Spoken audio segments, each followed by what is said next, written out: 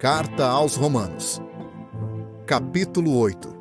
Portanto, agora nenhuma condenação há para os que estão em Cristo Jesus, que não andam segundo a carne, mas segundo o Espírito. Porque a lei do Espírito de vida, em Cristo Jesus, me livrou da lei do pecado e da morte.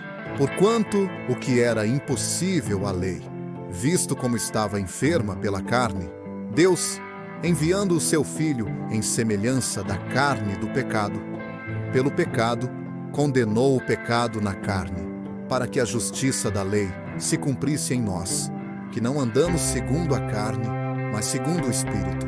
Porque os que são segundo a carne inclinam-se para as coisas da carne, mas os que são segundo o Espírito para as coisas do Espírito. Porque a inclinação da carne é morte, mas a inclinação do Espírito é vida e paz. Porquanto a inclinação da carne é inimizade contra Deus, pois não é sujeita à lei de Deus, nem, em verdade, o pode, se, portanto, os que estão na carne não podem agradar a Deus. Vós, porém, não estáis na carne, mas no Espírito, se é que o Espírito de Deus habita em vós.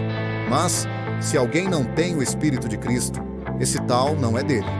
E se Cristo está em vós, o corpo, na verdade, está morto por causa do pecado, mas o Espírito vive por causa da justiça.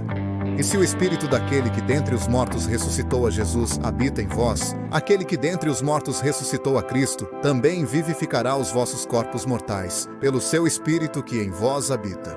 De maneira que, irmãos, somos devedores, não à carne, para viver segundo a carne, porque, se viverdes segundo a carne, morrereis. Mas, se pelo Espírito mortificardes as obras do corpo, vivereis.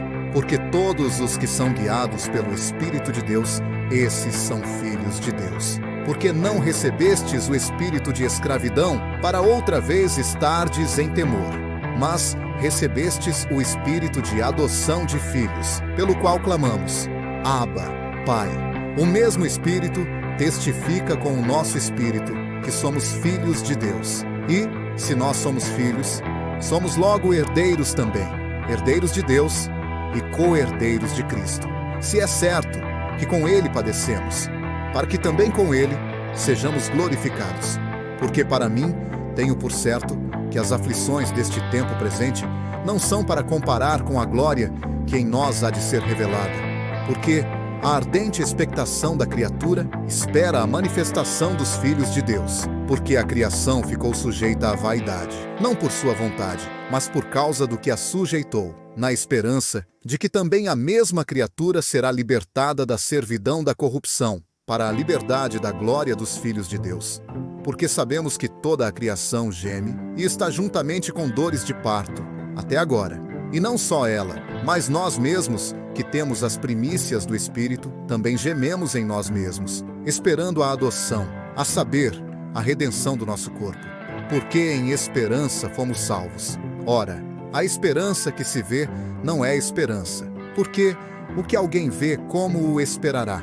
Mas, se esperamos o que não vemos, com paciência o esperamos. E da mesma maneira também o Espírito ajuda as nossas fraquezas. Porque não sabemos o que havemos de pedir como convém, mas o mesmo Espírito intercede por nós com gemidos inexprimíveis. E aquele que examina os corações sabe qual é a intenção do Espírito. E é Ele que, segundo Deus, intercede pelos santos. E sabemos que todas as coisas contribuem juntamente para o bem daqueles que amam a Deus, daqueles que são chamados segundo o seu propósito. Porque os que dantes conheceu, também os predestinou para serem conformes à imagem de seu Filho, a fim de que ele seja o primogênito entre muitos irmãos. E aos que predestinou, a estes também chamou. E aos que chamou, a estes também justificou. E aos que justificou, a estes também glorificou. Que diremos, pois, a estas coisas?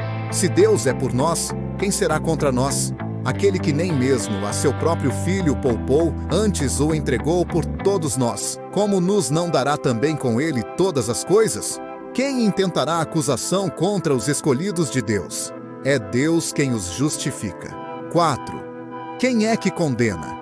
Pois é Cristo quem morreu, ou antes quem ressuscitou dentre os mortos, o qual está à direita de Deus e também intercede por nós. Quem nos separará do amor de Cristo? A tribulação, ou a angústia, ou a perseguição, ou a fome, ou a nudez, ou o perigo, ou a espada.